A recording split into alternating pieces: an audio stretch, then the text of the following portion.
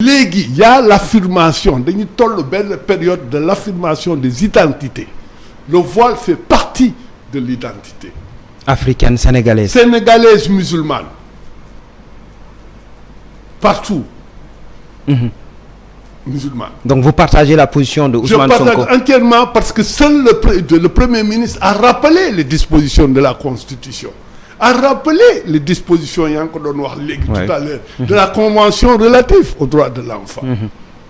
Et donc bi nga xam ne un des principes, il y a 4 principes fondamentaux de la Convention yi nga xam ne bu naa la ko citer de la Convention relative aux droits de l'enfant adoptée, ratifiée par le Sénégal et qui fait partie de la Constitution. Le préambule de la Constitution bu 2001 je crois ñu révisé ko en 2016. Pour la première fois dans le préambule de la Constitution on dit que le peuple sénégalais affirme son adhésion à la Convention relative aux droits de l'enfant et à la Convention des Nations Unies contre toutes les formes de discrimination à l'égard des femmes. Et dans la Convention, un des principes majeurs, je ne parle même pas d'article, c'est le principe de non-discrimination. Quelle que soit ta religion, quelle que soit sa ethnie, ak sa handicap, etc. Donc pour revenir, Ben Khaled m'a posé question, Premier ministre. Poser la question qui est une réalité. Il y a des écoles ici, mais il ne faut pas aussi. Parce que nous devons vivre, si vous voulez aussi vivre ensemble, il faut qu'on se dise les vérités. Et c'est une vérité parce que, vous nous rappelez, le Premier ministre a fait savoir qu'il ne faut plus accepter au Sénégal, et quel que soit l'établissement, d'interdire l'école à nos enfants parce qu'ils sont voilés.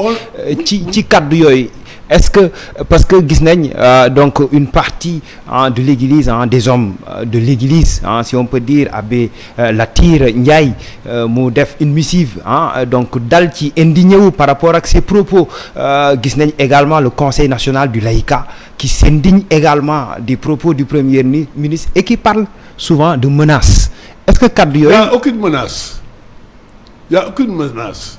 Dans une république, c'est au président de la République et au Premier ministre de dire très haut ce qui nous lie nous tous, quelle que soit notre diversité. Muy la Constitution. La Constitution garantit l'égal accès à tout le monde. Que vous soyez voilé, on ne doit pas vous interdire d'entrer dans une école. Que vous soyez pas voilé, on ne doit pas vous imposer le voile pour entrer dans certaines écoles.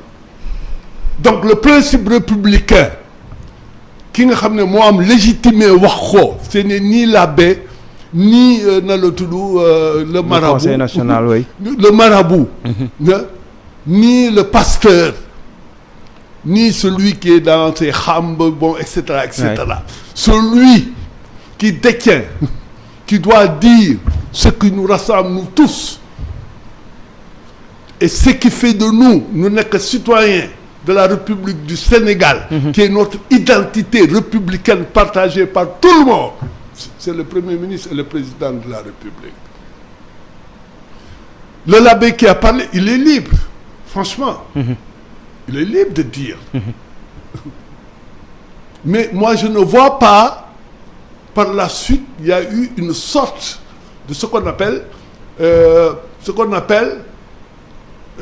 détournement pour venir alimenter aujourd'hui un débat qui ne doit pas avoir lieu. Parce que le Sénégal, c'est l'un des rares pays dans le monde bi nga xam ne son identité, c'est-à-dire mooy logiciel am, c'est le pays où musulmans et chrétiens et autres vivent en parfaite harmonie et cohésion sociale. C'est le pays où l'étranger est accueilli. C'est le pays qui a une culture d'hospitalité.